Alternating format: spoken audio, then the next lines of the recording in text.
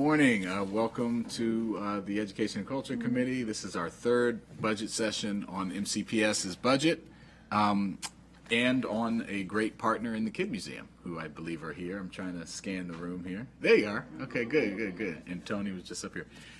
So we're going to do Kid NDA first, and then we'll do our third session on MCPS. And really appreciate everyone being here. I'll ask Carl Lesser and all the Kid Museum folks come on up. And as you're doing that, I know we have Robin Riley, our Director of Rec. You're welcome to come up too.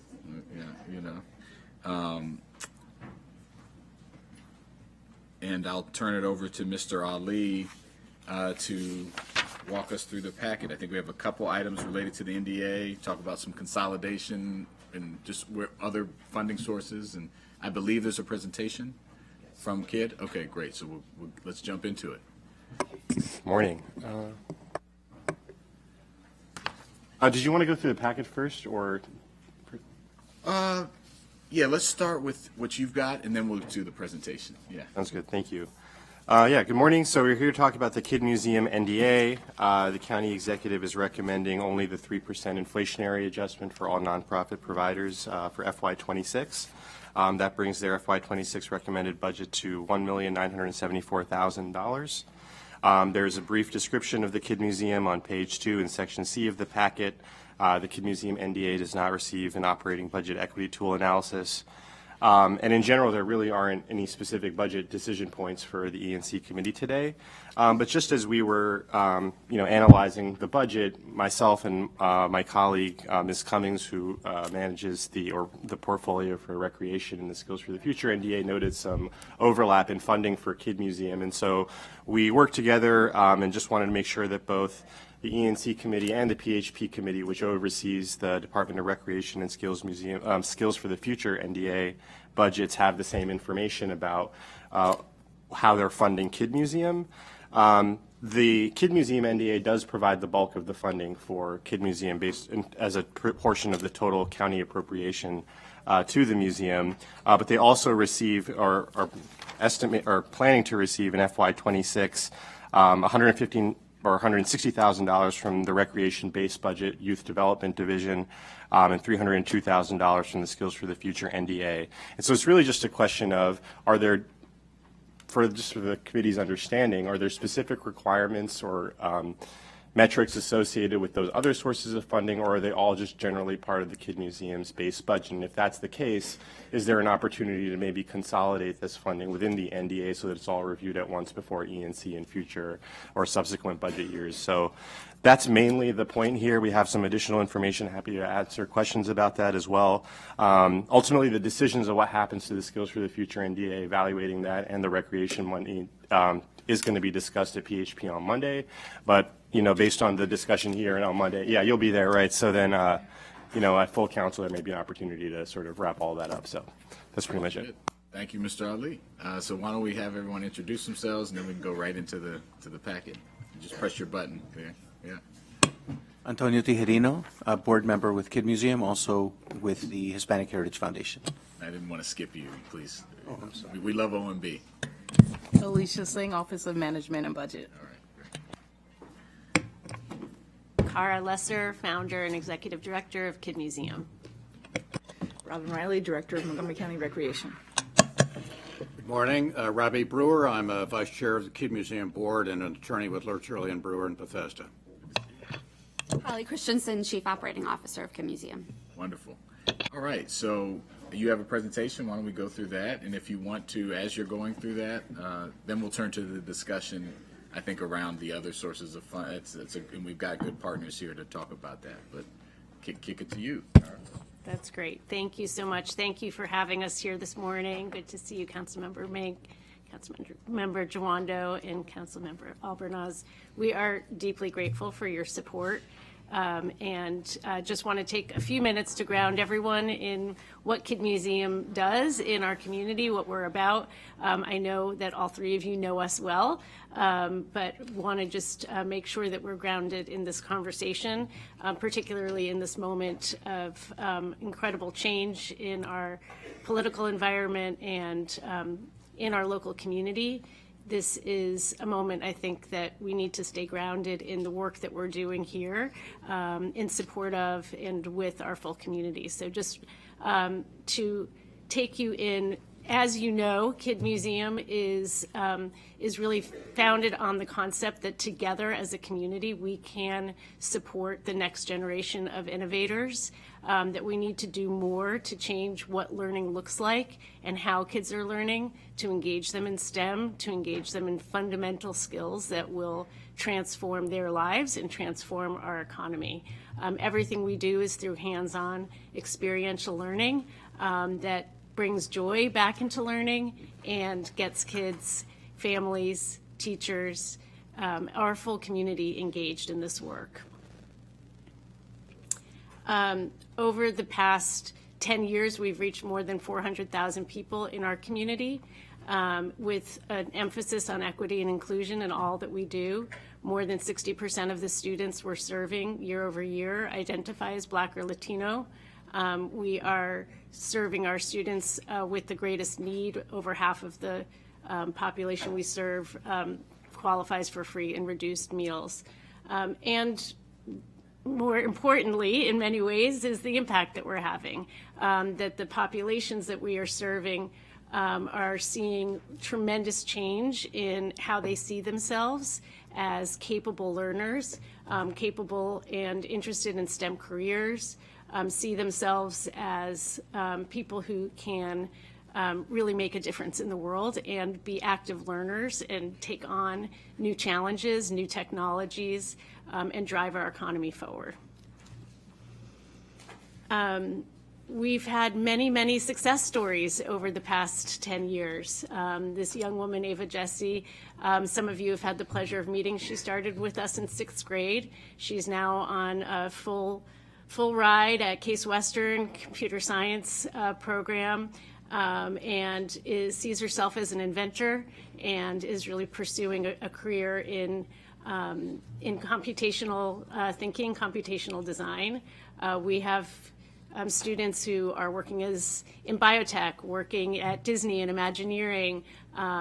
They are creating the new robotics platforms of the future. So we are seeing the impact that this work is having as our kids grow with us and go out into the world.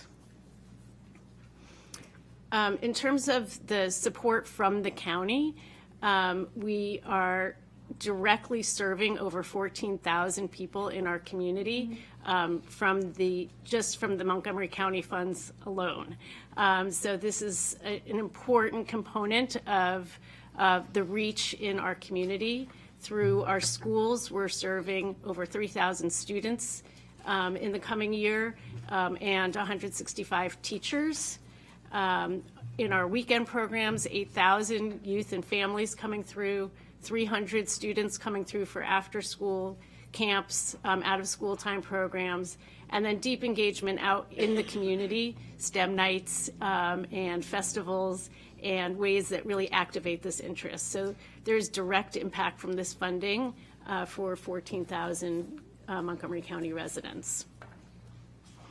In terms of our total budget, we are expecting a slight decrease in our total income this year with all of the changes in our world. We have already had one federal grant terminated about a week ago, and hoping that other federal sources that are included in this budget that have been committed do not go away, but we are uncertain like many others. So the support from the county is more important than ever to maintain this work and continue to grow going forward.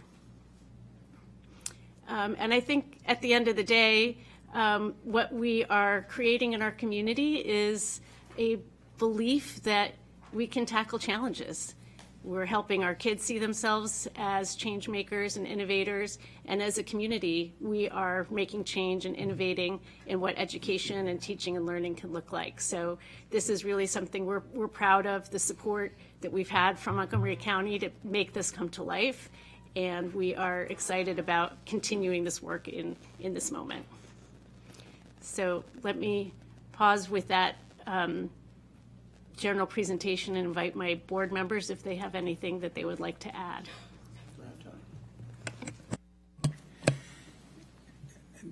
I think this is a critical moment to have these kind of programs that are able to support education, but also the innovation. And there's a mental health component to this as well, that you have a moment to get away from what is happening and actually have that be a learning experience.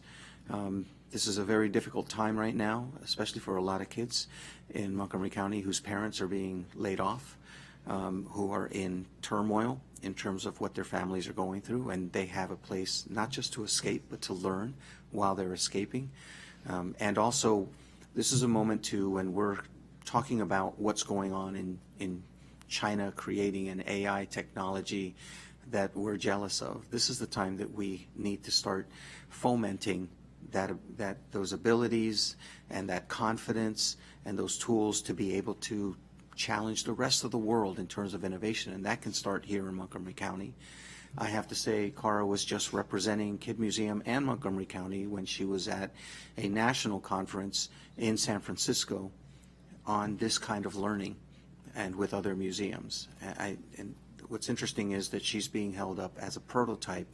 Montgomery County is being held up as a prototype for what other counties and cities and states are doing. And I think there's a great will of pride to be able to do that in our hometown. Awesome. Thank you, Mr. Brewer. Morning. I'll be brief. Two of the committees I serve on at Kid Museum are the Finance Committee and the Development Committee.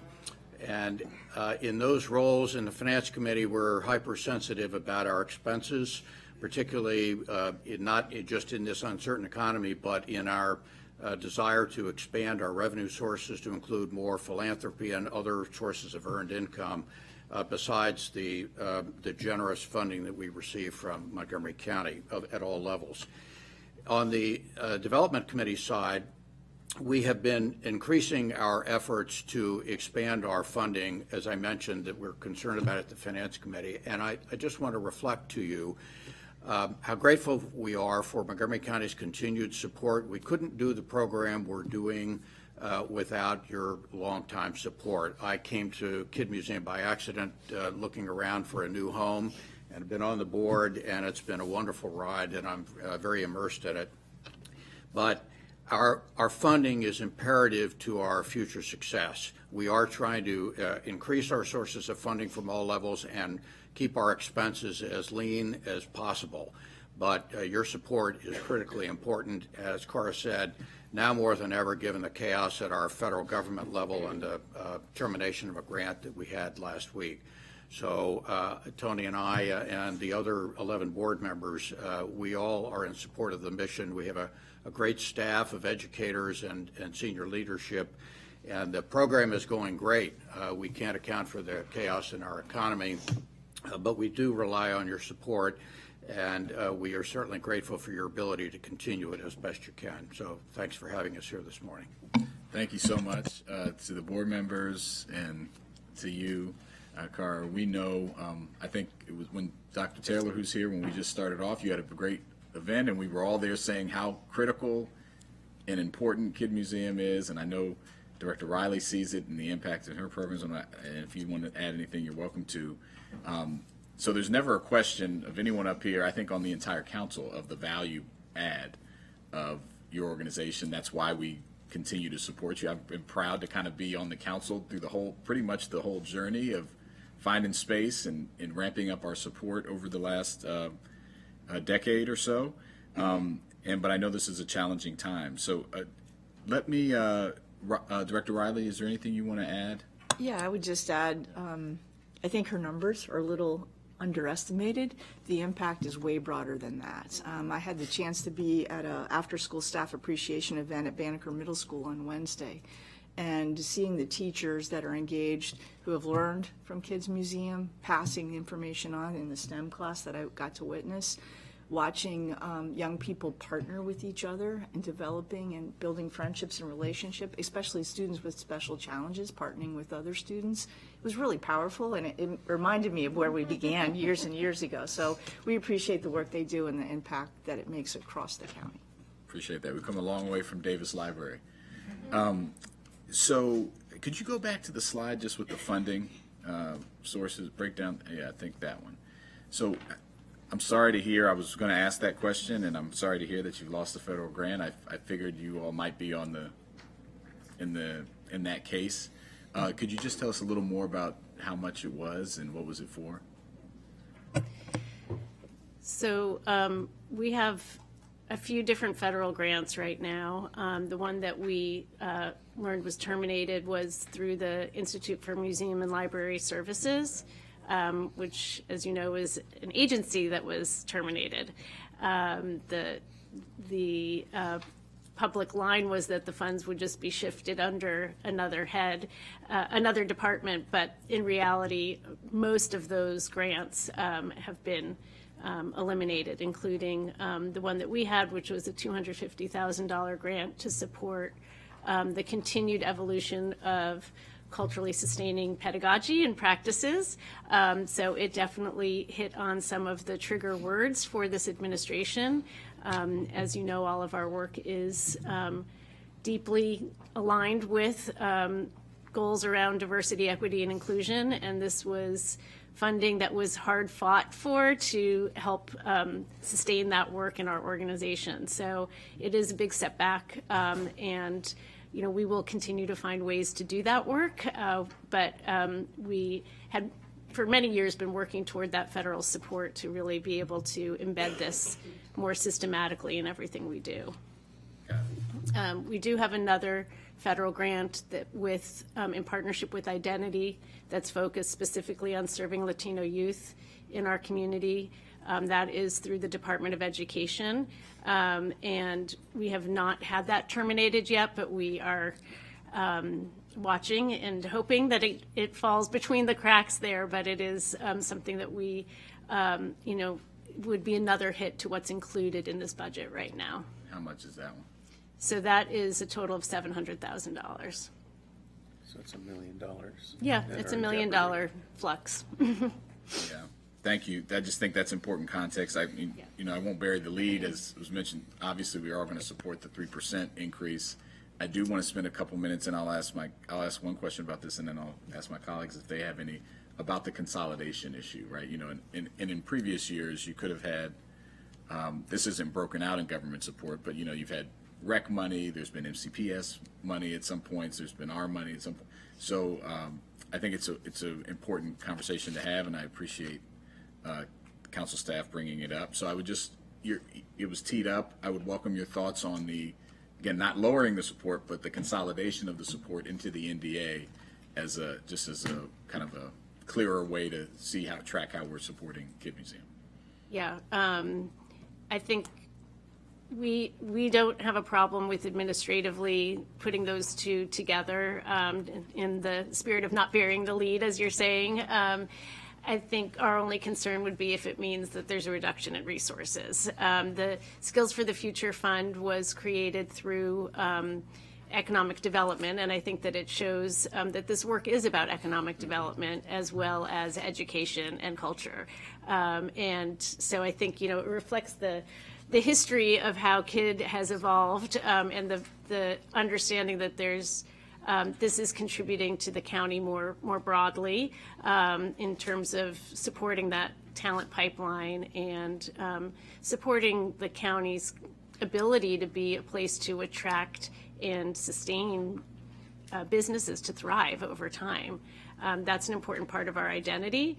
But from an administrative standpoint, we agree that this certainly could be simplified under a single NDA at this point. I think that that Skills for the Future Fund was created before we had this other source of funding, so it feels like a natural progression of how we're managing the funds. I think you're right. It speaks to the journey we've been on in support over time, and and certainly in a lot of NDAs, this is for this piece and this is for that, but you can illustrate that in the NDA. I'll turn to my colleagues, Councilmember Alvarez.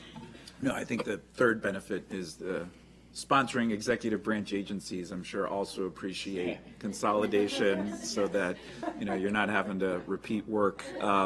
So I think it makes a lot of sense. I appreciate you pointing it out, provided clearly that nothing's reduced. And while I support the county executive's recommendation this year because there are just so many moving parts. Clearly, this is an area I'm on the record, we're all on the record as wanting to invest more in the future. And that's going to be particularly important because we do have to face this stark reality that we find ourselves in, but we have these incredibly innovative, nationally recognized approaches right in our own backyard. We have to continue to invest in them because it's investing in our kids. That's ultimately what this is about. So I appreciate the conversation, look forward to more information on how exactly these will be consolidated, support that in principle, and support the executive's recommendation. Thank you. Councilmember May. Great, thank you.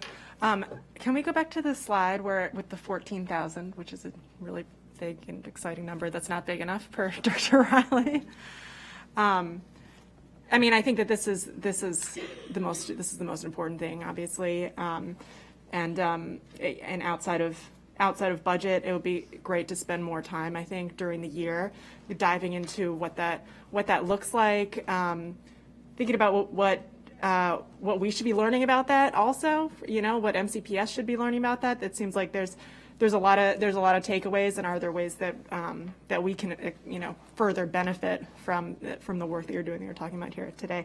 And I noticed the inclusion of the teachers here in the school programs, and then Director Riley mentioned I was wondering if we could hear a little bit more about that from anyone up here about the impact on a professional development sense on teachers who get to interact and or county staff who get to interact with your programming.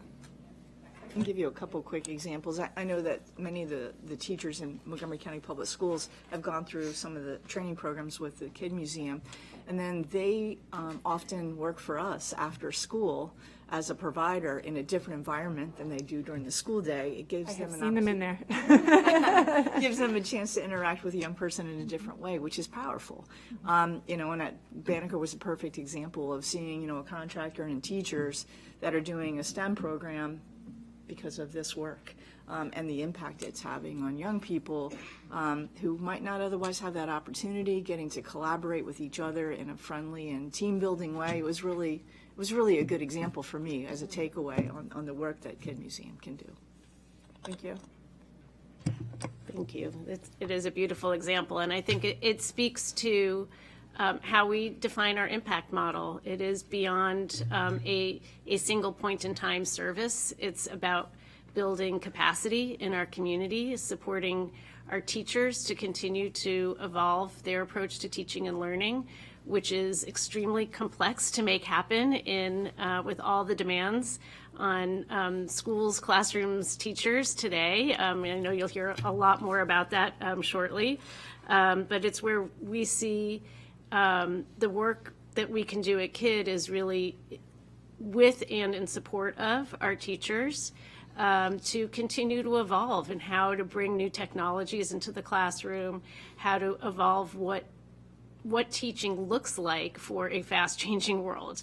And that is, it's been very complex to make those changes, both in classrooms and outside of classrooms. And all of us know that learning doesn't stop at the classroom door. A lot happens in that out-of-school time.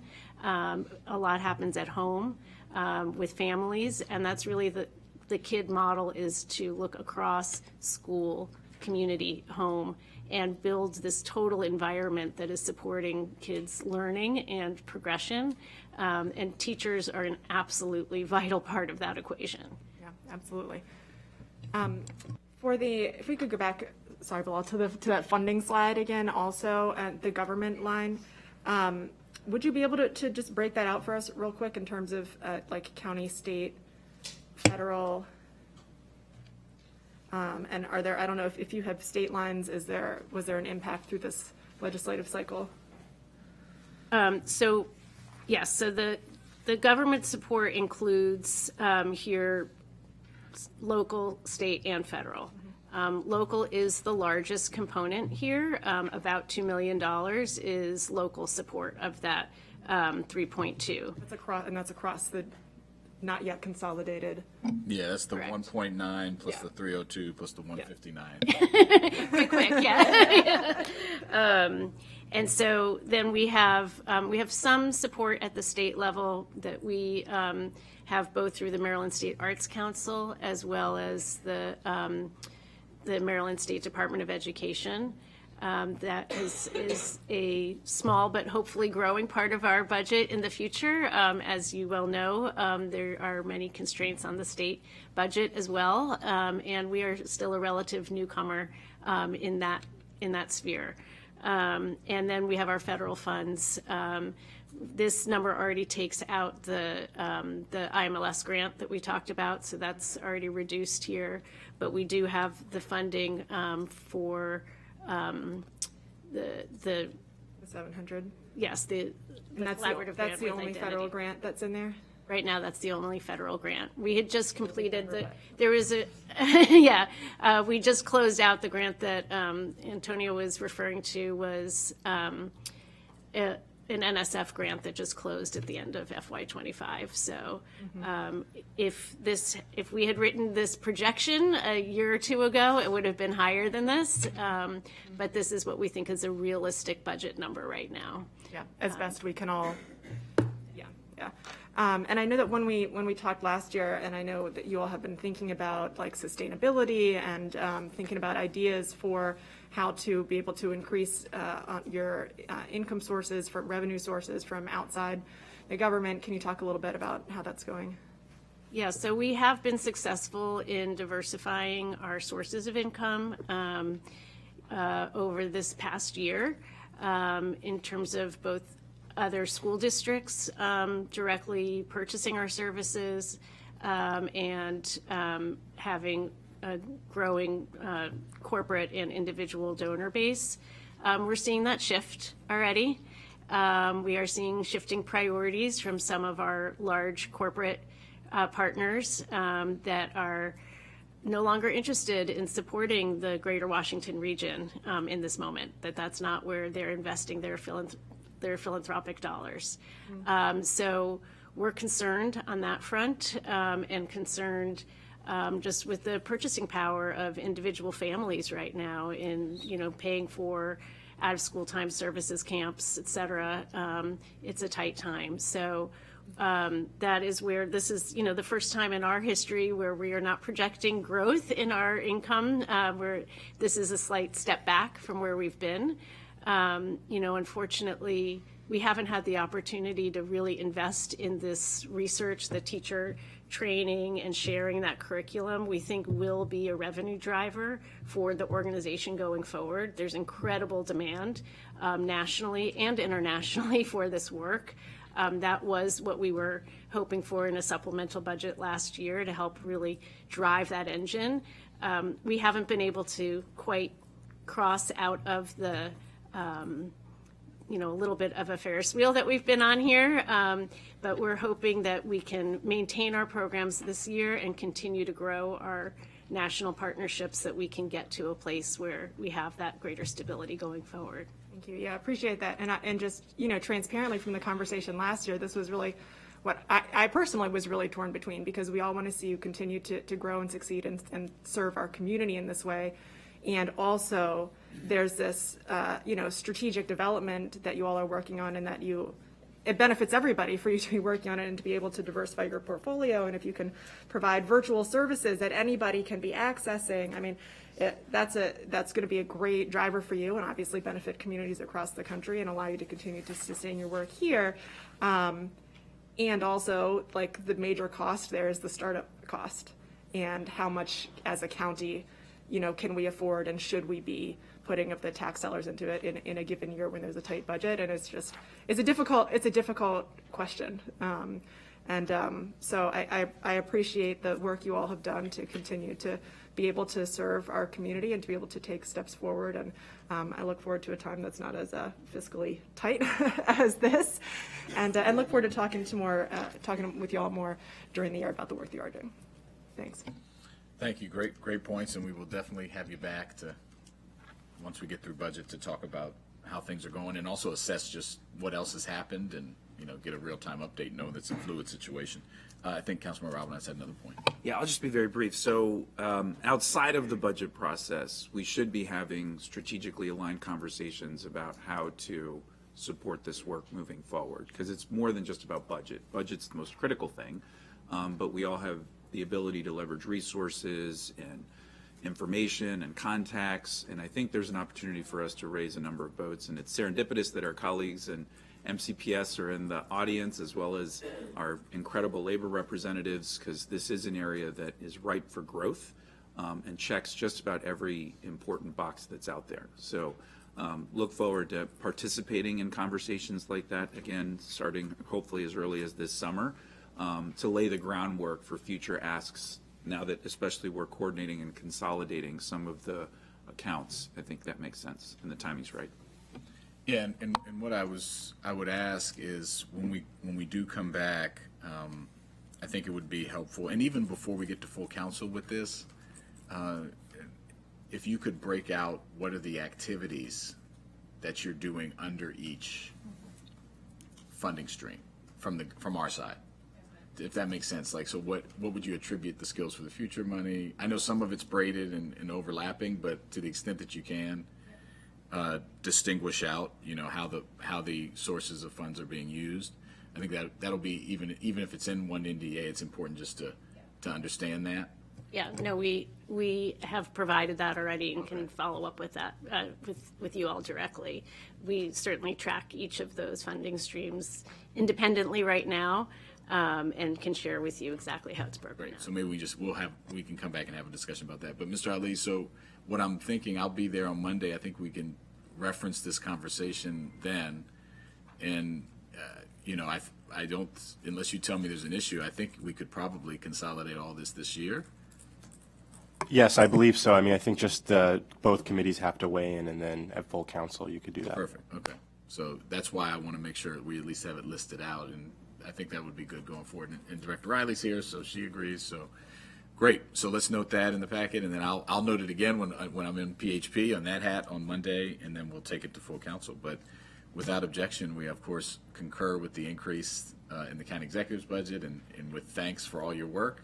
We'll see you guys again soon. Thank you. Yes, see you Monday. Thank you. Very soon. Yeah. Thank you, Mr. Ali. And we'll transition and welcome up our MCPS colleagues, superintendent and team. You continue to roll deep, as we say.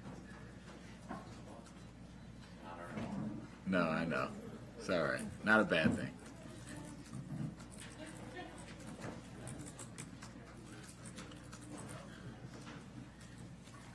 So today we're going to, as I mentioned earlier, we're going to return to the Montgomery County Public Schools budget. This is our third session, and this is where we focus on all the major cost drivers here, some of the biggest cost drivers: staffing, compensation, contractual services, school operations, and talk about how all that's working together to improve outcomes and provide service to our students and families. So I will turn it over to you. Or let me actually first, is there anything you want to add, Ms. Cummings, and then I'll turn it over to the superintendent. Good morning. Good morning. In our packet today, we have a walkthrough of the MCPS staffing overview, including major trends in position categories, vacancies, recruitment efforts, compensation and benefits, including salary costs, benefit contributions for active and retired employees, and an overview of the EBP fund balance, followed by contractual services, and the recommended operating budget impacts of the adjustments for school safety and maintenance operations. Wonderful. Sounds good. Dr. Taylor. Thanks. Before we begin, I want to take a moment of privilege to make some introductions, because we have a couple of things going on today after the E&C committee meets. We're convening our new cabinet of officers for MCPS. this afternoon for the very first time, and I'm thrilled to introduce them to the ENC committee because they'll have the chance to work with you closely in the coming years. And just thrilled to introduce them, some of which are familiar faces and some that are new faces, and some that you've met recently, and then some that are in new capacities. So it's going to be my and I apologize for this, guys. I'm going to ask you to stand up when I call your names, just like school. And I'm going to do this in alphabetical order. But I think that these are some really important folks that you get to know because there are lots of different functional domains for our very large organization of over 30,000 employees and 160,000 kids that we serve. And it does require a very large coordinated effort to make school happen. It just doesn't happen on its own. And it does require many hands, and these are the leaders of the many hands that make all of that happen. And so the first person is actually sitting at the table, and it's Yvonne Alfonso Windsor, who's our Chief Financial Officer. So you got to stand, right? Got to model good behaviors. Yeah. Thank you. The next one is Dr. Margaret Cage, who you got to meet earlier this week, who's our Chief Student Support Services Officer. The next is Ms. Kaylin Connolly. She is our Chief Talent Officer, supervising our human resources and talent management. You all know Chris Cram, who is our Deputy Chief of Staff for Communications. Kim Fields, who was in our technology office, but now is leading it as our Chief Technology Officer. Elba Garcia, who's a familiar face, who was our Senior Advisor for Community Support, is now our Deputy Chief of Staff for Family and Community Engagement. Naya Hamlet, who is our Chief Equity and Development Officer and is an alumnus of MCPS at Seneca Valley High School, so thrilled to welcome her back home. Nikki Hazel, our Chief Academic Officer, who you saw earlier this week and have known for some time. This guy may be new to the team here, and you may not know him, but Marcus Jones. He looks an awful lot like this fella Chief Jones, but he has a beard now, so I don't know. It's easy to confuse the two. Adnan Mamoon, our Chief Operations Officer. Renee McCall, who's an Executive Director in our office. Peter Moran, our Chief of School Leadership. Essie McGuire, our Chief of Staff. Yes, that's right. Yes, thank you. Yes. She's very familiar to us. Close in my office, you may not know her by sight, but definitely by name, Sandy Napoli, the Executive Administrative Assistant in my office, and our Chief of Legal Services, formerly our General Counsel, Robin Seabrook. So that's the team. We're thrilled that they have the chance to get to know you a little bit better and to serve MCPS in their new capacities, and we really look forward to our work together. And what a great day for us to reconnect on some really important topics. Well, I'll just say welcome to each of you from the entire committee and the council. And I've know some of you, meeting some for the first time, have connected online with some of the others. And I commented the other day to Dr. Taylor, he's doing a good job poaching really great people from across the country and across the region. And from other county agencies, and so we're really happy to work with each of you in your new roles or if you're new to MCPS. And thank you. I'm glad it worked out that you were able to invite them all and introduce them all to the committee today. So I'm Will Jawando. I'll stand up. I'll do the same thing. I'm the chair of the Education and Culture Committee. I'll ask Councilmember Albernaz, who's also the chair of the Health and Human Service Committee, and Kristen Mink, a former MCPS teacher, who's also on the committee. And all three of us attended MCPS during our educational journeys, and all three of us have children in MCPS. So we're really looking forward to working with all of you. So back to you. Thank you, Chair Jawando. And we'll just open up by saying that this is a robust topic, and we're ready to answer the council's questions and ready to serve the committee how you see fit. Okay. So no presentation today or anything. So maybe what we'll do is walk through walk through the items in the packet, then we can pause if colleagues, when we have questions on different points. Mr. Prouty, do you want to do that? Thank you. All right. I'll handle the first topic. Doug Prouty, Senior Legislative Analyst, also a product of MCPS and with students in the system, and a former teacher, too. So there you go. Old home week. So the first piece is the staffing overview. The Board of Education's request includes 25,387 FTEs, which is a net increase of 2.5% over the previous fiscal year. A couple of points to note here. One is that the largest number is in terms of the instructional support category, and the bottom bullet there entails a number of those folks, 500 new paraeducators involved in special education, 366 of whom, as we noted earlier this week, would be folks who are moving from temporary part-time positions to full-time positions. Decrease in terms of other support personnel, which is involved in the central office, central staff restructuring, and a net increase in terms of teaching positions, with more of them being focused on the secondary level because of staffing numbers. On page 4 of the packet, you'll note the chart with a number of details in terms of staffing over the last several years, and that changes for the current year. We do have updated vacancy information. We'll pass that along to the committee at our next meeting. And just wanted to make sure that the committee also notes that the staff statistical profile will be transmitted to the council at the end of the month. Thank you. Great. So big numbers, a lot covered here. One of the things that you've said, and I always try to think about what if a normal person is not that we're not normal, but real normal people that are watching the committee that don't know what we're talking about sometimes, or the acronyms. You have 25,387. You mentioned 30,000. Could you just talk about the distinction between that and the funding streams? Part-time and full-time. Right. So this is reflective of the full-time equivalents relative to our part-time and temporary employees, which include substitutes and a whole host of other folks. Right. And so of the 600 special educators, as we discussed last week, some of those are temporary part-time. They would not be in the full-time equivalent number. Correct. So that would be, a big part is moving them over, so that would increase the number there.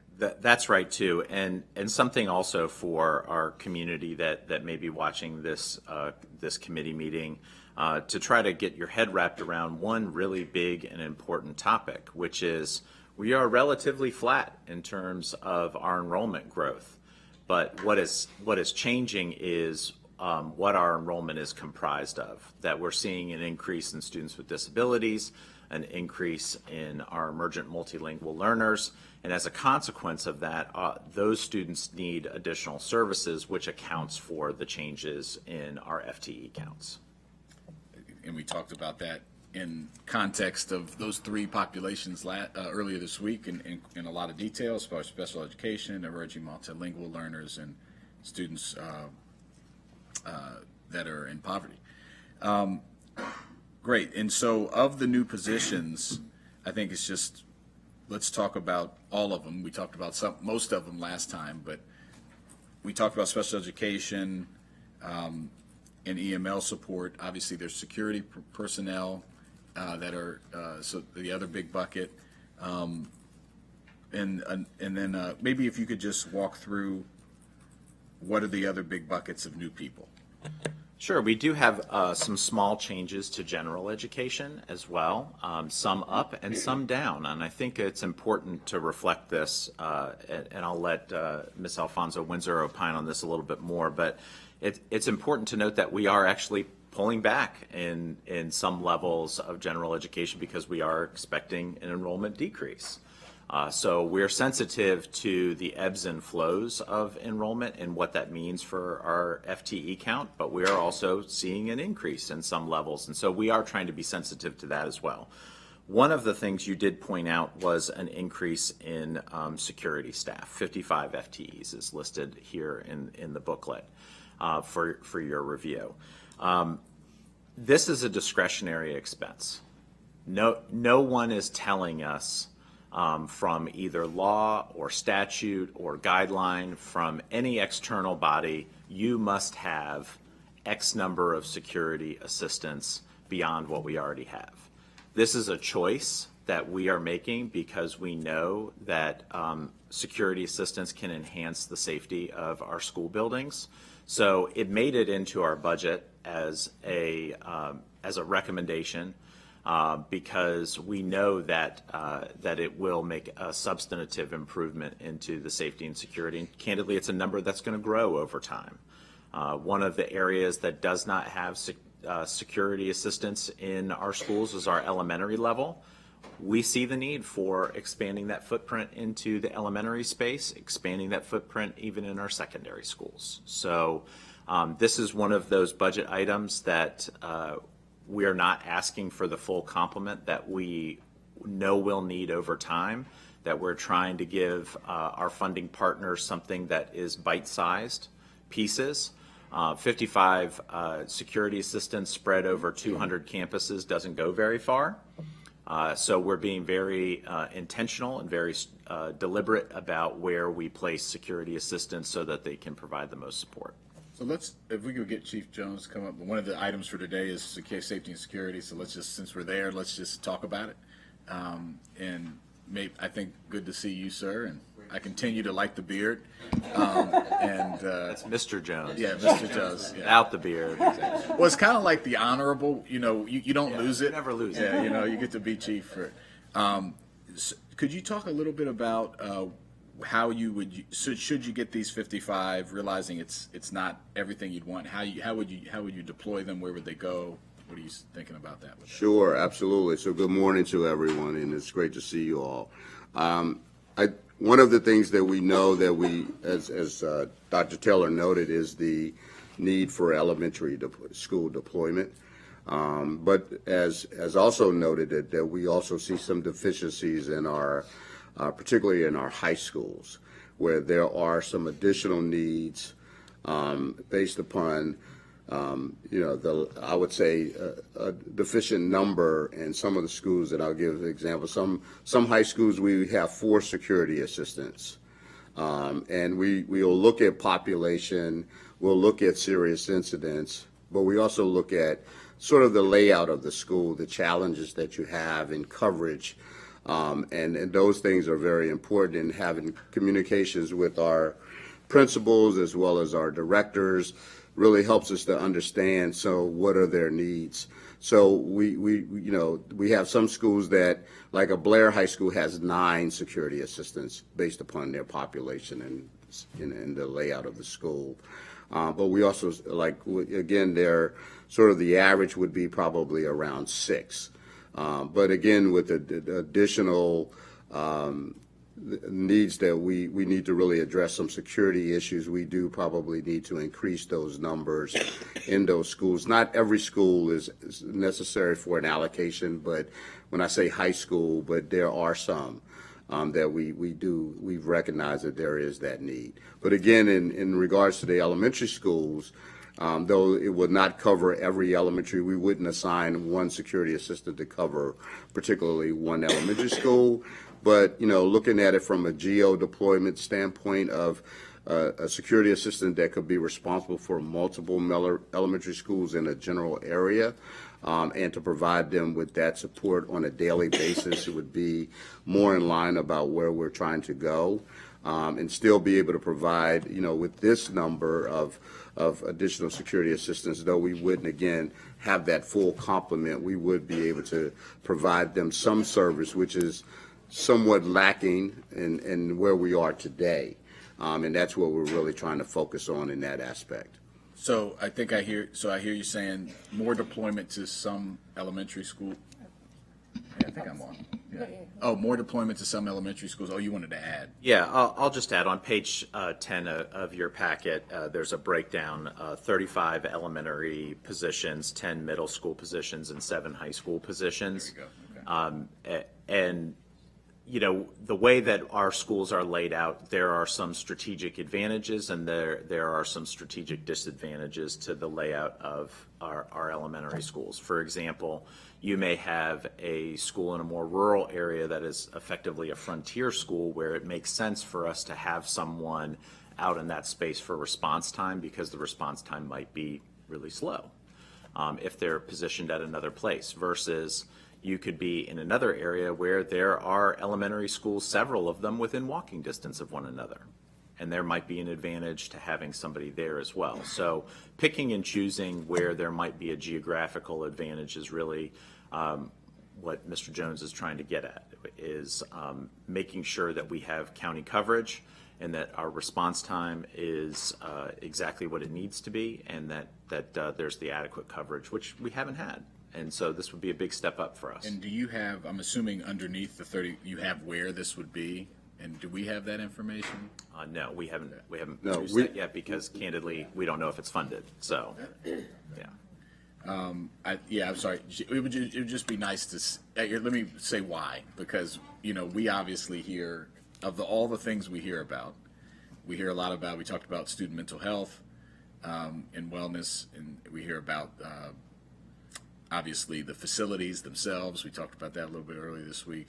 And safety and security is, I think those would be, in my view, in the top three that we hear about from both students, parents, and teachers. And I wanted to give a shout out. We had our Anuva Malou was elected, I think, yesterday, and to new student member of the board. But I mentioned when we were here earlier this week that safety and security was a recurring theme in all the campaigns for the student member of the board as well. So I think it would be great. I know you're saying you don't know where it'd be funded. It would be nice to have the information of how you're thinking of where this would be, and what equally as important, not just the schools, but the why of the deployment, because I think it's important for people to know, and you're giving some of that now, where there are gaps in coverage and how we need to address that over a multi-year. This won't fix it. We illuminated on this or brought forth on this committee a couple of years ago, or maybe last year, that about the pay of security guards, right? In addition to, that the starting pay is $38,000 a year, which is reprehensible, and that, and when you mentioned Blair, the largest high school in the state as far as people, Seneca Valley is the largest in physical space. Blair is the largest in student population. Even though they have 9 security assistants, it's for over 3,000 students, and that's a tough place to traverse. And you open campus, you got so many things going on there. And those, when we did a budget forum there last year, you remember, Dr. Taylor, I think it was your first one. Oh, yes. Those security guards met me at the door to say, we need your help. We need better pay. We need, I just came back from an injury. We're dealing with the students, and they're not just security. I think they are frontline for mental health. They are dealing with when a student comes in the school and has an issue, a lot of times these are the folks kind of trying to talk to them and counseling and joke around with them or do all those things. They have those relationships. So I know you know this, but I think it's important for when we're thinking about how we ramp this up and where the 55 would go and why it's important to fund them. We need to be talking about the contextualization of it. So I don't know, did you want to add? Okay, so let me turn to Councilmember Albornoz on this topic. Thank you so much. So the last time we discussed this, I know in process was sort of a wage scale assessment for these incredibly important personnel. Where are we with that? Has that been completed? Do we have a sense of where that's landed? Wage, like their wage. Yeah, we're assessing their wages as compared to other local jurisdictions to see if accommodations needed to be made. Now, that is There's a contract issue. reclassification process, so Reclassification study, I think they're on the list of reclassification studies, yes. Okay. But so it hasn't happened yet? Okay, because adding positions is obviously fundamentally important, but if we're still paying them at wages that are not commensurate with the experience necessary for these positions, then we're just spinning wheels. So when will that be done? It's on the list for this year. Okay. And so what does that mean? It means that there will be a study period and then an evaluation as to where they fit in terms of compensation relative to both the job responsibilities and the region for commensurate positions. And if approved, then it would be a part of the budget proposal for fiscal 27. Okay, got it. Yeah. Yeah, and I just want to add, MCPS does have, a list of positions that are reevaluated every year. So it's in a cycle. And I think those are the ones coming up next year, and it's going to be a group of positions. Right. And I apologize in advance for my voice. Yeah, I've been fighting laryngitis since Monday. Well, bonus points for being here. Don't get anybody sick, though. I feel bad for you. No, I'm good. Yeah, I'm sorry. Laryngitis is awful. Well, so I support the addition of the positions. I'm just reluctant to, and I know you guys have the ability and flexibility. I mean, these are just line items, but you can make adjustments post the appropriation of these funds. But it just wouldn't make a lot of walking around sense to hire folks, new folks at the same wage scale that we know is off. And so just want to take that into consideration as we're considering adding these additional positions, which we all agree are important and very necessary for all the reasons that the chair mentioned and we all know. And then, Chief, could you talk a little bit more about sort of where you are with training and strategic planning? And we discussed last time broadly the improved communication and protocols, both within the school itself in coordination with MCPD, but then also the information going out to parents. All of that has improved, which is terrific. And I know you were also looking at professional training and assessment and evaluation, and we're even considering making some recommendations for additions there as well. Could you just talk briefly about where that stands? Absolutely. So it is, we have made this a priority going into next school year. One of the first things we really recognized was the onboarding process of new security assistants, really kind of like hiring them, and I just use this term of hiring them on a Friday and putting them in place on a Monday, but not really kind of transitioning them in a way of training them, on a baseline of what security assistants really are responsible for. So we're going to create a onboarding training process that is going to make sure that those individuals get some field training as well as baseline training before they're actually set into place. We are also embedding and working with SEIU, which is the union that oversees the vast majority of the close to 300 members of the security assistant teams who actually work under the authority of their principals at both the high school and the middle school levels, but to provide them with some opportunities for professional development throughout the year. Our current system only allows them really kind of two major days that we do, one at the beginning of the school year and one at pretty much at the close to the beginning of the second semester. So this will give us the ability to really provide some additional training, that we've talked about, like mental health first aid. That's one of the topics that we brought up, but there's several things that I have recognized that I believe that are going to be important as we move forward in really developing them in a way that really gives them some career development opportunities as well along the way, and to really give them information that's important on a daily basis of what's happening in Montgomery County, the changes, having law enforcement, having other health and human services entities come in and give them the briefing so that they have that information that's readily available, that's going to assist them in doing their jobs. Great. Okay. Thank you. Really appreciate that, and we will continue to come back and have deep dives. Yeah, I'm going to come to Councilmember Mink. I think the one of the other reasons it's really important to understand the need for more, but also the classification study, is that our public always asks us, where's the money going? What's going on? Like, you need to understand that, two things can exist. A security guard can have a starting pay of $30,000 and you need more of them, and that's not enough. And that's going to be in addition to what we've asked for here. This budget won't solve that, to Councilmember Albanaz's point. It just adds more people under that. So I just think we need to be honest and transparent about what we want. When we hear from parents, when I'm sitting at a school and they're like, I want this to be safe and I want this to happen, there's a cost to that. So, Councilmember May. Yeah, I think all good points. I mean, and when we look ahead to next year and the year after, we can expect to see some shifts in what that salary scale looks like, and some of that, so that means that there's going to be cost going there as opposed to adding as many new positions as we would have otherwise. So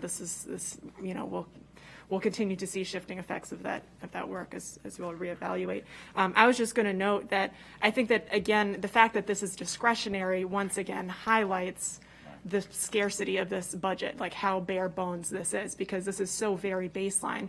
When we talk about that our elementary schools have not been allocated previous, they're not even guaranteed one security assistant.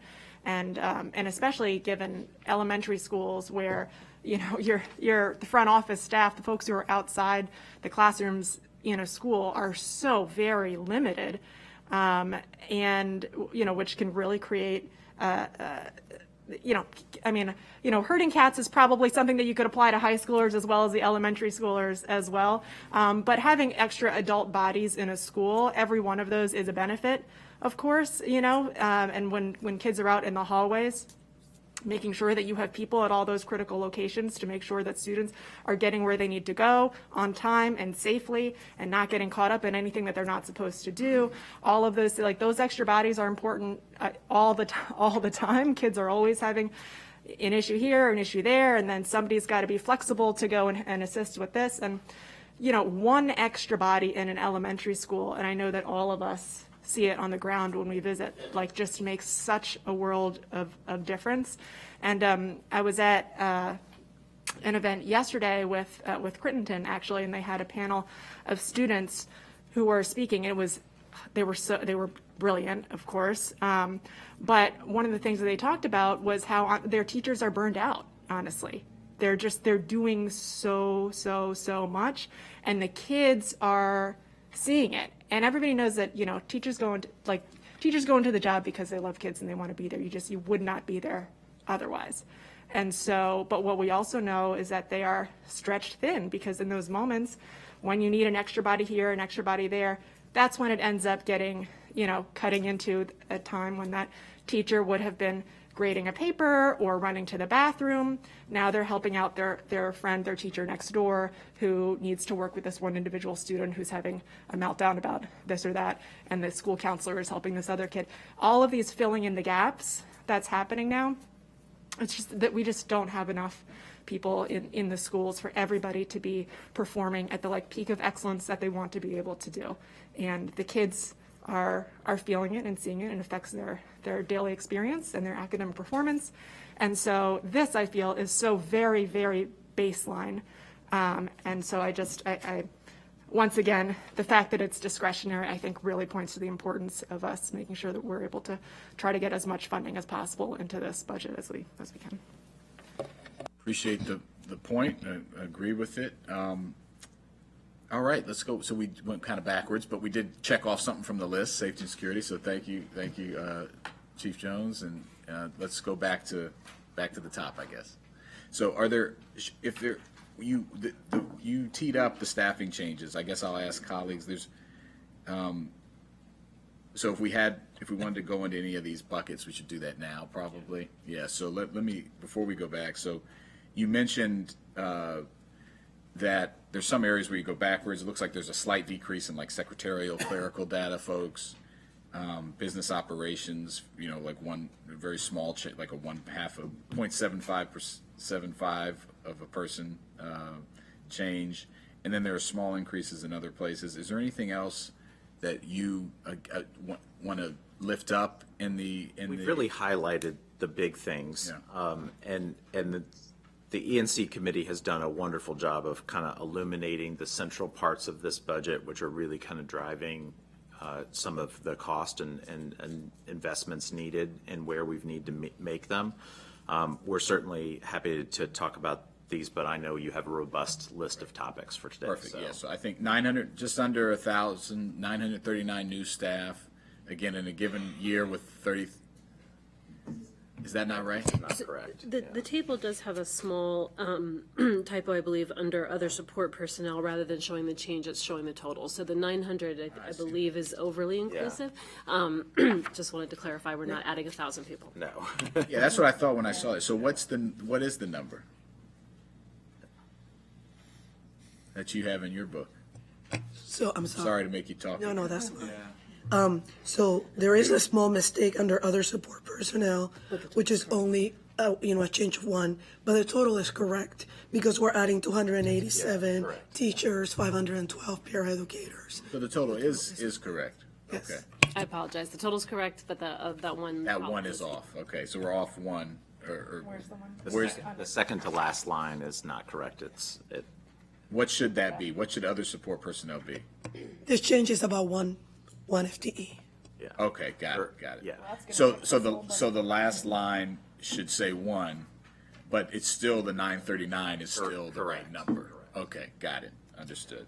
That, yeah, so it's still under 1,000 folks in a system of 25,000 full-time, 5,000 Vast part-time. majority of that is the special education act. You're right, that was 600 of it by itself. 500 of which are paraprofessionals. Right, exactly. And 300 of which are already working part-time but switching over. Correct. Okay.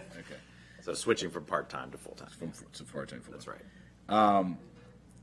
And we've talked about this in a big system. That's not as big of a number as it sounds. You know, it's so hard to get people to conceptualize that, you know, you guys are 3 times the size county government. You know, we have 10,000 employees. You have 30,000 between full and part-time. Second largest employer in the county. In the county, right? Yeah, exactly. And so it's just important to remember the size of it. 100,000 students transported a day. You know, it's just really big. All right, so I think we can go to compensation and benefits now. Is that right? Absolutely. Starting on page 4 of the staff report, we have the overview for compensation and benefits. Starting with salary and wage agreements.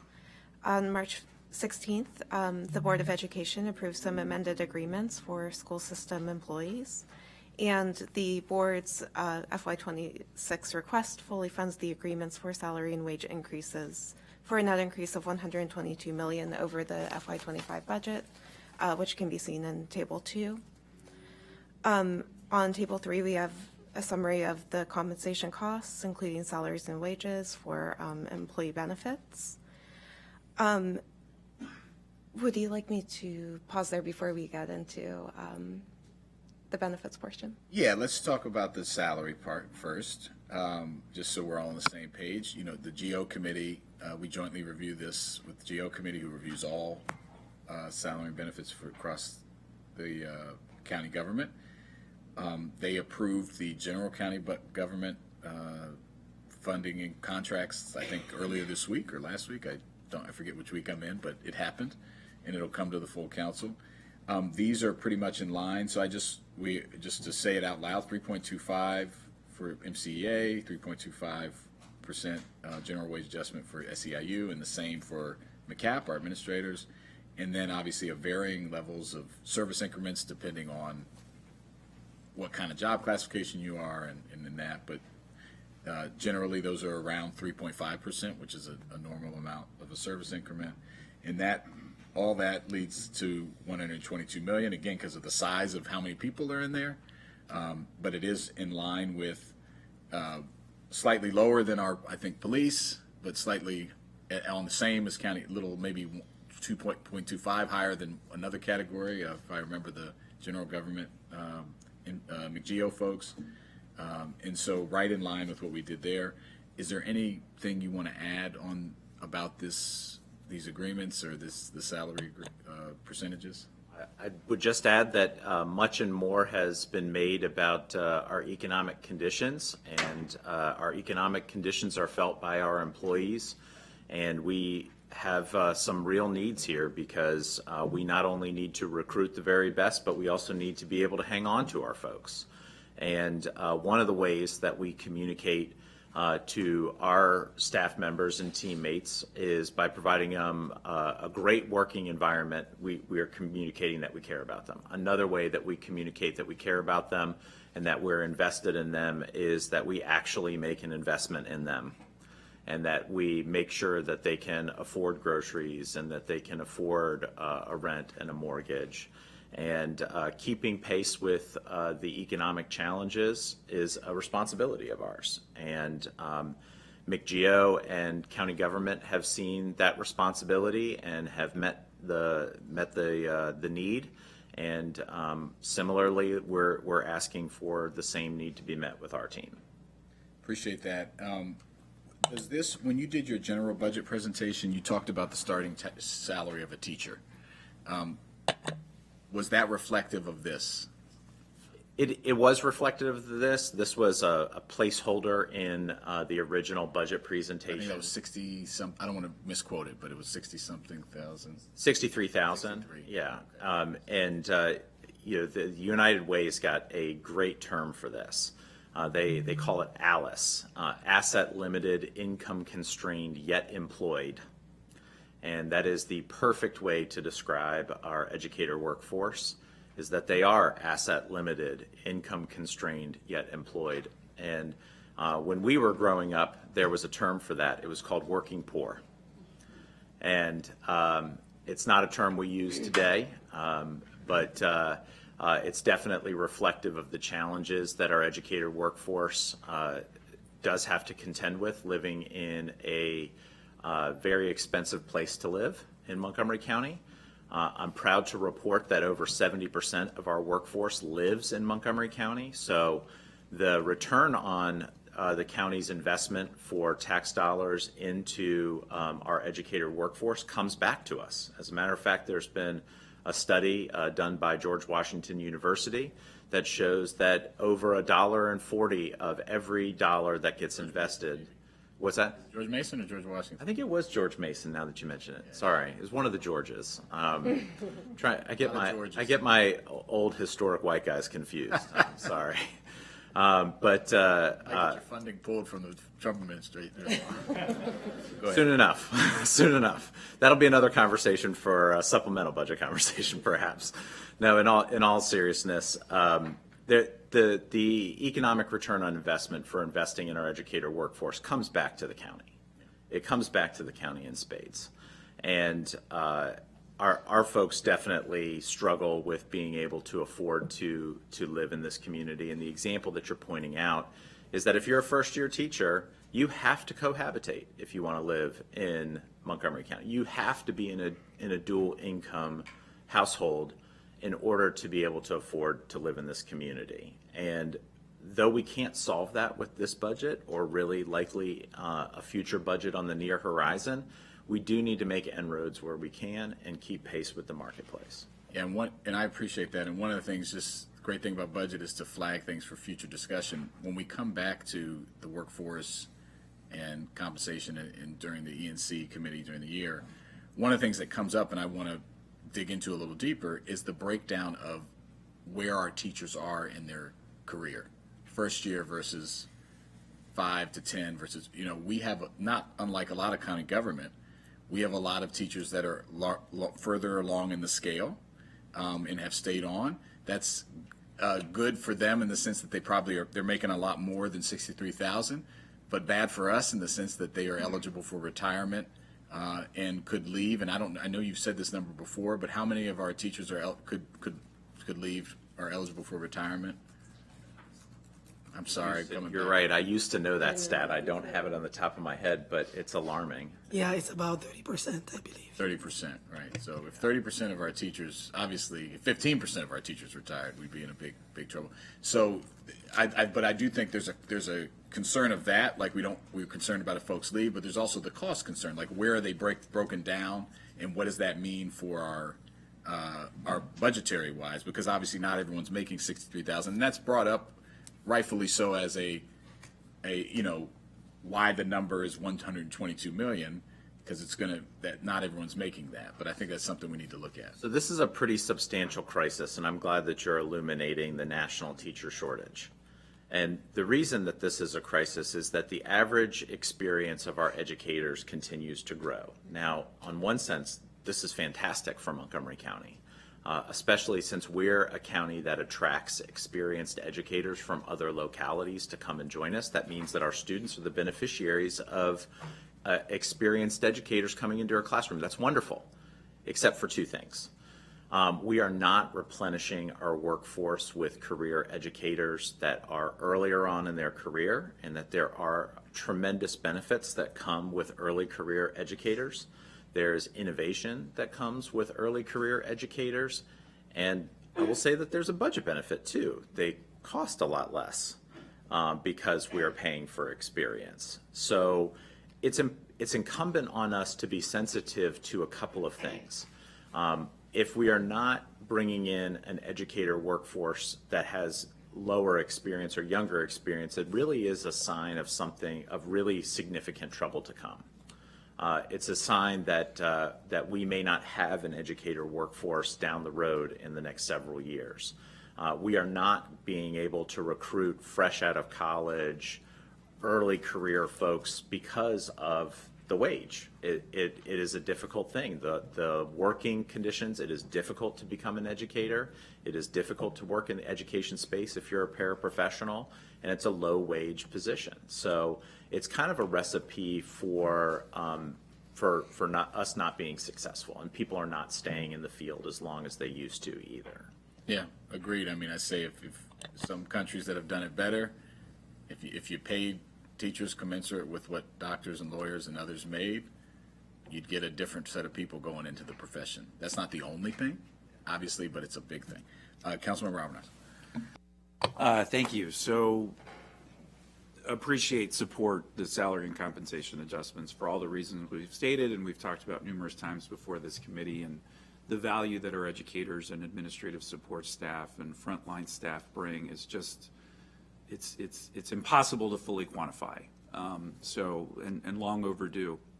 I guess this is more of a systemic question because, you know, and we're trying to be fair and equitable among public sector employees across both the executive branch, our sister county agencies, as well as MCPS.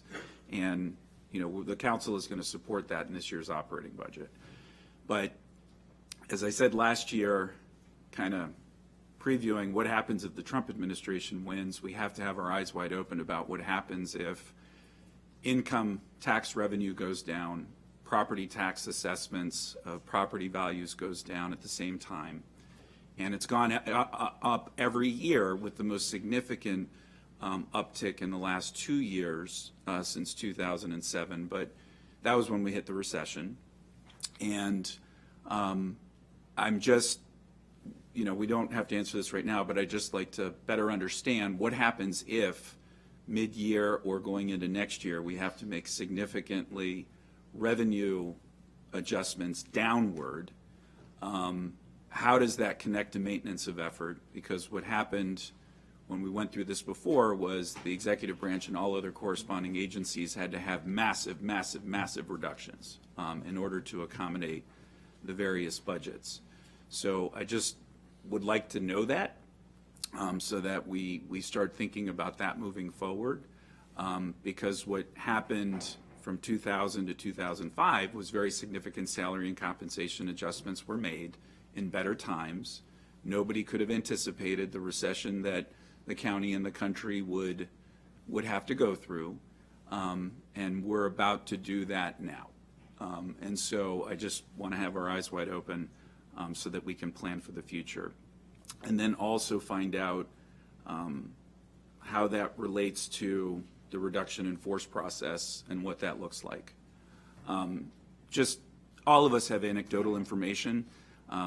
We just learned earlier this week that one of my son's best friends, whose parents are federal employees, as soon as the school year's over, are planning to move back to Indiana because they've both lost their jobs. There are many, many, many, many people in similar situations who relocated here for federal jobs or jobs related to federal contracting companies that are all going down. So school enrollment is probably going to take a hit next year. So, you know, these are all things that we have to prepare for. And so I'd like to, between now and the end of the session, start talking through what all of that looks like. Thank you. Yes, we are in sobering times. Obviously, have to make sure we are aware of that and supporting our community the best we can. And I think making sure that our schools are there for them is a big part of it. Okay, so let's go to the benefits, right?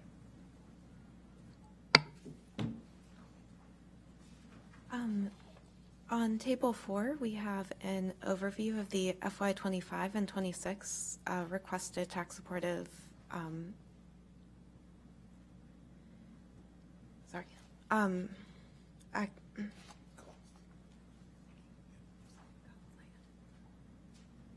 For MCPS, we have a 13.9% increase. MCPS is largely self-insured and uses the BP fund to pay for employee, retiree, and other covered member insurance health claims. For the FY26 employee benefit plan request, it includes several changes and new components, which are listed on page 6 of the staff report, which include action to address the structural deficit of $40 million, a prescription of some changes to the prescription and GLP-1 utilization that will have started to become effective on January 1st, 2025, and some cost share changes, which were agreed upon with group insurance shifts, which will take place over the course of 2 years. And you can see this broken down on table 5 of the staff report. But over the 2 years, 2% of the cost of the annual premiums will shift from being paid from MCPS to being paid by employees. And by shifting this cost share total, it will result in a savings of $2.9 million in FY26, $8.1 million in FY27, and $10.2 million in FY28 once the entire 2% shift is annualized. And in conjunction with the budget request, MCPS provided a multi-year EBP fund production through FY28, which reflects both the active and retiree portions of the fund, returning to a positive fund balance by FY28, which is illustrated on table 7. Great, very important. This has been a huge issue for a long time, as Ms. McGuire and others know. It's really, when I saw this packet the other day, I was like, there's a black section for the balance of the multi-year fund balance projection for EBP. So there's light at the end of the tunnel. There have been some who said, okay, well, this $40 million down isn't going to do anything. That's not true. This puts us on a path within 3 years, God willing, to have a positive balance for benefits. As was mentioned, and if you want to add anything to this before I turn to colleagues, it looks like so part of it is $40 million to address the deficit. That's part of your request. Then it's reducing and changing benefits like the GLP and prescription plan, which will save increasing amounts of money, leading to about $10 million once it's fully annualized. And then the cost share changes, which, again, to be clear, shifts costs to the employee that they have to pay, and this was all agreed to by your partners as part of your negotiations, so we're thankful for that. But taken all together, that over time will get us to a good place. You will need, if you could, I know this is on here, but I think I lost it. What does that mean for how much money you're going to need in addition to those changes? Like, what's the investment in the budget next year to get to the deficit? Where is that? What you could just tell me what that is. If I'm not seeing it. Do you understand the question? Yeah. Okay. Sure. So when we work for FY26, the investment in the budget is going to be $40 million. That's the request. For FY27, we're anticipating we're probably going to need about $60 million. But we're still working through some of those numbers. I also want to bring up that working with our associations, we identify savings through, and revenue through all these changes. But what is not mentioned here is the associations also agreed to shift to a care management, enhanced care management plan, which is also revealing a lot of, the highest portion of savings are coming from that enhanced care management. So we're going to offer plans with enhanced care management and then one plan without the care management. People who don't know what enhanced care management is. Yeah, so my entire career as a social studies teacher and a principal and a superintendent was all an elaborate ploy so that I could get into the insurance business. And with that, I will say that going to a managed care means that you are effectively having some additional oversight into cost-effective management of your care versus carte blanche what doctor directs is therefore then reimbursed and covered. This is a big step, and if this is anything, I would say that we need to heap some praise onto our association leadership for giving up some ground in this space to assume some costs onto the employees. And it's important, something that you said, Chair Jawando, because you said to take a look at this in the totality, and that really does matter, not just the totality of benefits, but the totality of compensation and benefits. Because even though there's a salary increase, it is backfilling a loss to the employee for increasing their share of expenses and also taking a reduction in what was the stated benefits. So there are a couple of things happening at the same time to create this pathway forward for us to actually get into the black. It is not any one thing, but a combination of things, and working with the association partners to make it happen. Huge step for Montgomery County Public Schools and for us as a community, that we see a problem and that we're working to address it, and we're working to address it expeditiously. Ms. Alfonso Windsor said that this is going to require an additional investment in the next year's budget. Yes, that's true. How much of an additional investment may actually change to the benefit and be much less than a $60 million investment if we can apply fund balance, if we can find other savings and other ways that we might be able to create some cost controls. If there are other incentives that we can take advantage of, we might leverage those as well. But this is definitely one of those things that is terrifying to look at, because it is terrifying to look at. It is reflective of not the best management approach that MCPS has taken in the past, but it is a path forward, and it's a path forward on a timeline that both our insurance partners, our partners and associations, and you as our funding partner should also endorse. Appreciate that. Councilmember Mink. Thanks for that explanation. I understand that the enhanced care management or enhanced medical management, that was really possibly the most painful part for members to agree to. And again, the fact that they came to the table and made that huge concession, again, so that we are able to invest those dollars into directly into the students. And I say directly because investing in our staff is also an investment in our students. But it's just a huge concession that is going to affect each of these members individually. Do we know about what the impact will be on individual members? We did calculate that. Unfortunately, I don't have it with me, but we can get that to you. Yeah, and I would say that one of the advantages in some of our plan changes is that we do offer a more comprehensive option, but it is an option, and it's a more expensive option. But the managed care is not going to be a great fit for every single employee, and it's important that we take care of our folks. One of the ways that we can retain great folks is to make sure that we're communicating to them that we care about their health and well-being. And so providing additional options, even if it does come at a higher cost to them, is one way that we can provide that care. That makes sense, yeah. So for those for whom it makes fiscal sense for them to do so, they still have the ability to do that.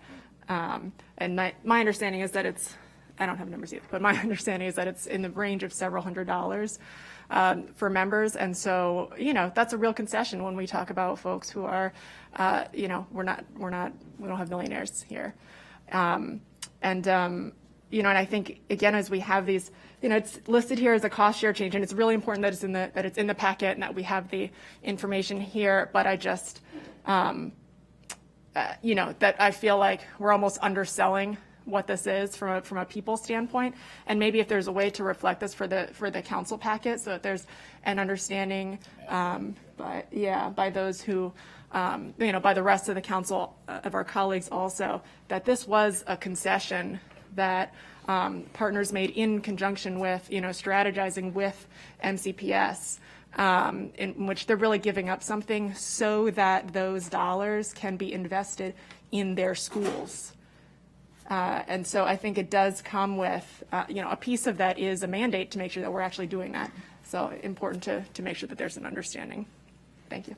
Appreciate that. Yeah, and I think I'd ask maybe between now and full council, if you could bring the numbers of what it actually means, because it is a change. It doesn't happen every year. It's something, just like maybe even a chart of what that means for an average, just of a member and how much more money out of pocket, just so I think that would be something just to have in the packet.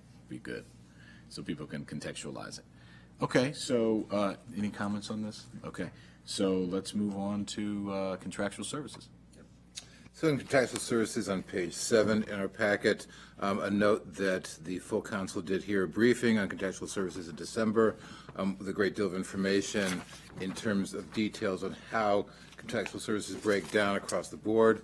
On page 8 of the packet, a chart showing on table 8 the request for FY26, the slight increase in terms of the contractual percentages as part of the total budget, and a slight increase in terms of the actual spending on contracts. Below that in table 9, you'll see how that breaks down in terms of tax-supported and non-tax-supported pieces. And then a couple of notes on the top of page 9 in terms of contracts that some of this is going to student transportation needs in terms of increased need for personnel and for the fleet and other contractual needs. An increase in terms of student health contracts, primarily focused on community schools and wellness centers, where contractors provide some of the services to students directly. And a big piece in terms of special education contractual services for difficult to staff positions such as occupational therapists, physical therapists, speech pathologists. So that's some of where the increases are occurring in terms of contracts for FY26. Thank you very much. Councilmember Mink has a family emergency, so she needed to leave. But anything that you all want to comment on about contractual services? Go ahead. Anything not right or real quick before they jump in, I do want to say our appreciation both to the broader council when we had a bigger conversation during the overall budget review, and to council staff for illuminating some of the critical issues. Special education continues to be a critical issue for us. Transportation continues to be an issue for us. And how we address that. It's not something that we can entirely handle in-house. And so the fact that it is just 3% of our budget that is in this particular category, it's important to suss some of this out into these categories, and they'll illuminate some additional details. Just wanted to clarify and highlight one item. The bullet on the top of page 9 does highlight the increase in contractual services that we're looking at in student transportation. Wanted to just clarify, it's not directly transportation personnel. Really, this is one thing that we're seeing a large increase in our McKinney-Vento services to individuals who are homeless, families who may need specialized transportation services, and often we do have to use a service to provide those services, a taxi, but it's a contractual service for that, not directly personnel. Yeah, and another thing to come back to in the context of our students experiencing poverty and other issues, we had a briefing earlier this week in the Planning, Housing, and Parks Committee and HHS Committee around the troubling trend that we've doubled our homeless population in the last year, and with a particularly increase in family who are experiencing homelessness, obviously directly connected to this number, that we have to make sure, even if our students don't have a place to sleep at night that's consistent, we want to make sure they can get to school, and that's unfortunately connected. And a good artifact of that is that you're actually getting a little bit of a discount because it's only an 80% increase, not a 100% increase for doubling our homeless population. Mm-hmm. And if I may, just quickly, because I'm noticing there appears to be a big increase in contractual services for special education, but that is really just because we lost IDEA funding. So it's not, the increase is not that large in terms of what additional services we're providing. It's just lost the funding of federal funding to support that. That was supporting what? that is supporting the other occupational therapy, physical therapy, and speech therapy for special education Don't services. have on staff that you had to contract. Those are hard to hire positions. Yes. Is that, you're going to say something? No, that's correct, and I think what Ms. Alfonso-Windsor's highlighting, that we've had to shift those costs to the local budget. Because IDEA. Because of Which was IDEA. already insufficient. Yes. Was even cut even more. Okay, great. Councilman Ramos. Yeah, just a comment. So items 10 and 11, the operation of plant and equipment and maintenance of plant, we've heard from our General Services Division, because of tariffs and some of the other ongoing expenses, that could be variable and will likely need to be adjusted up over the course of this year. And obviously, we're not going to not fix HVAC equipment. And so that's just something that will be impossible for you and all other executive branch agencies to fully be able to account for, but something we have to keep an eye on. I appreciate that. And I just also want to reiterate how appreciate your continued transparency and explanation of this list that is a big list, but it's an important list, and that there's just, you can see very clearly where all of these things are going and why they're going there.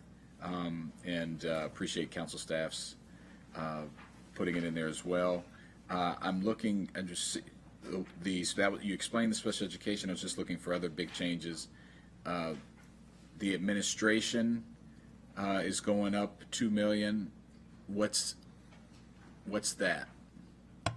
The administration is where we have a lot of our technology materials, like the ERP, the financial services, the human capital, HCM human capital management system that we just implemented, and we're going into the next phase for next year, which is our recruiting system. This is already budgeted for, but there's cost increased.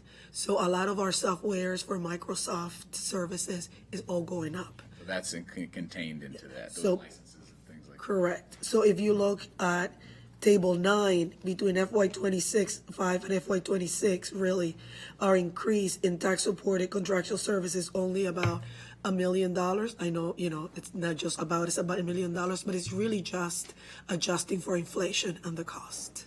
That's important to point out, tax supported versus non-tax supported adjustment. Okay. Anything else on those from anybody? Okay. So I think what's next? What's next? Maintenance. Yeah, oh yeah, of course. How can we forget maintenance? There you go. So the next piece for the committee to consider is on page 11 in terms of changing funding, staffing, and policy for maintenance operations. Budget asks for an increase of $9 million, 22 FTEs for maintenance in schools, primarily focused in terms of the establishment of facilities task force teams. This is a concept which will address needs in schools and the backlog of maintenance orders by teams of technicians working together to go to a school and, as the superintendent has noted, clear out the backlog of work orders. So there's information here also in terms of the state of the maintenance plan and maintenance funding from the comprehensive maintenance plan that was issued for FY25, just emphasizing that this has been underfunded for years and this will work to address those needs. Appreciate that. It was in my big three of how the facilities and schools and safety and security, mental health. Obviously, there's other big three, but those are certainly always big three. Special education I'd put in there. Maybe I need to make a big five. Yeah. But so go ahead, please talk about this and how you hope to deploy this these 22 FTEs. It is really hard to get excited about the physical condition of many of our buildings, but this is a strategy that we are excited about. This is something that I've tried in a couple other school districts. It does have a pretty big impact, especially when you have school facilities that have an increased number of work order backlogs. Essentially, if you can envision this, and this is not exactly how it's going to look, but it's pretty close. If you put a painter, a carpenter, a plumber, an HVAC tech, and an electrician together as a team, common theme that you've heard throughout this budget. To a bar or something. We don't walk into bars in public education, Chair Juwando. To a library. Into a library. They walk into a library, or they walk into a school, and they take a look at the long list of backlogged work orders that the facilities person may not have the expertise to handle all by themselves. They may need assistance and help. They spend a period of time planning how they might stock a truck and plan out how they can close those work orders, and then they spend a period of time closing out the work orders. This will substantially improve the learning environment in our schools that get this treatment or this approach, and it will improve their facility condition index score, which is something that we're sensitive to when making capital improvements. So what we're hoping to do is make this a cost savings to the county in being able to take schools off of the future CIP project list because we're actually addressing their physical plant needs. One of the challenges that we've observed with the maintenance budget, because we've made other choices to invest in other areas of the school system over the past decade or so, is that the footprint of MCPS has grown in terms of square footage. But the staff who have been maintaining that footprint has not grown commensurate to supporting that footprint. And as a consequence of that, we're seeing what we are seeing, which is that systems are failing, that HVAC systems are going on the fritz and are hard to bring back, that electrical systems, plumbing systems, even fixtures that need to be replaced are slow to be replaced, either because of cost or because of labor, and making sure that we have those things applied in the right spaces. We're hoping that this takes a giant step forward in us being able to deploy multiple teams to different corners of the county to address long-standing and short-standing issues and substantially improve the learning environment for our students and for our staff. This is a beginning. This is yet one more thing that is a step. You will likely see this again in future budget years where we are adding to this strategy if it proves successful, which I believe that it will. And when we have the evidence to show that this investment is paying off and providing our funding partners with the return on investment that you're looking for. Appreciate that. And another good topic, I share your excitement on this issue. You just earlier this week, we talked about the issues at Sims, and I hope, is that resolved, by the way? Did we get someone out there? Yes. The ceiling? Yes, sorry. Good morning. Yes, that was resolved yesterday. We found a leak that was actually pulling the water on top of that tile. So the tile's been replaced, and we're fixing the leak as of this morning. Great. Task force team already in place even before the funding. But so I think I would love to come back once assuming you can implement this and the budget goes the way you want it, to have like an in-depth session on just the facilities and how these are working once you have some time.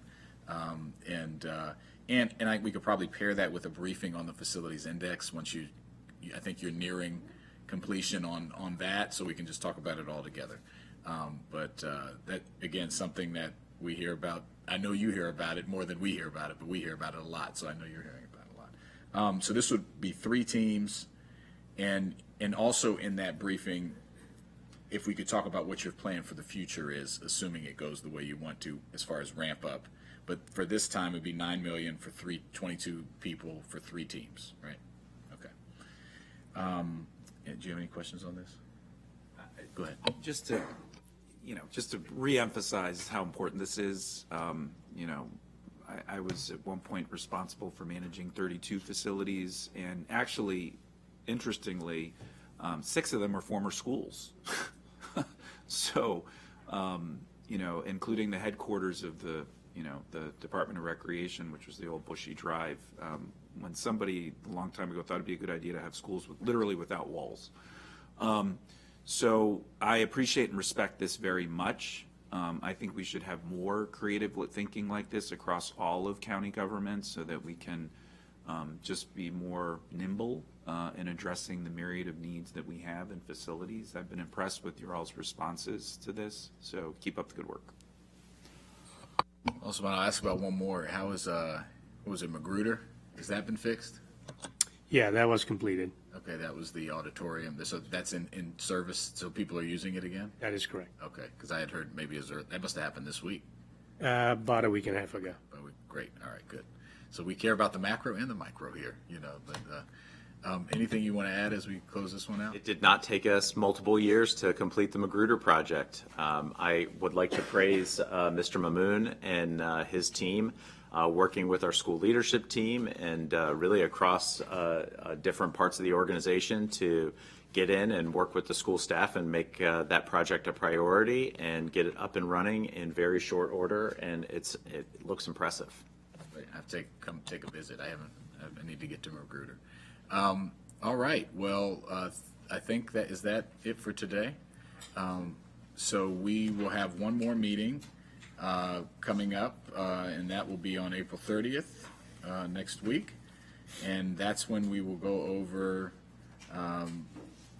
the tech mod, just some loose items, and any other follow-ups that we've had.